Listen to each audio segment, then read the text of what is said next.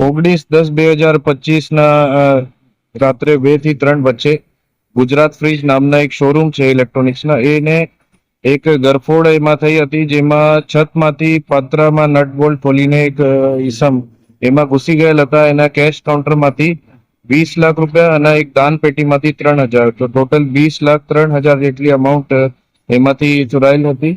અને એ બનાવ પછી વેજલપુર પોલીસમાં ગરફોડની એક ફરિયાદ નોંધાઈ હતી અને તેમાં તરત જ વેજલપુર પોલીસની ટીમ એની આરોપીની શોધખોળમાં લાગી ગઈ હતી અને સીસીટીવી ફૂટેજ આધારે એનો ચહેરા આપના જોવામાં આવ્યા હતા. અને તે પછી બીજા આપના સિટી પોલીસને ગ્રુપમાં સંકલન કરીને એની ઓળખ અમરાઈવાડી પોલીસ અને ડીસીપી ઝોન 5 સ્ક્વોડ દ્વારા પ્રસ્થાપિત કરી હતી.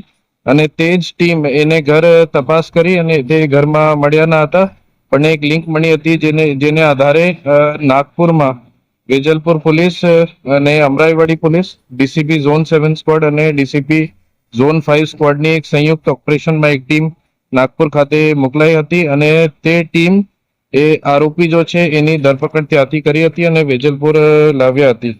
અને એ આરોપીના નામ આશીષ મહેન્દ્રભાઈ દેશ ભાતર છે. એ મરાઠી છે અને 22 વર્ષની ઉંમર છે. અને એ આરોપી લાવ્યા પછી એ ડિસ્કવરી પંચનામેમાં 18,90,000 જેટલા અમાઉન્ટ, એમ કે 95% અમાઉન્ટ જો છે ગરફોડના એ રિકવર કરવામાં આવ્યા છે. તો આરોપી ત્યાં રહે છે, કેવી રીતે ખબર પડી કે આ પૈસા છે? એટલે કોઈ બીજા બી સામેલ છે આની જોડે?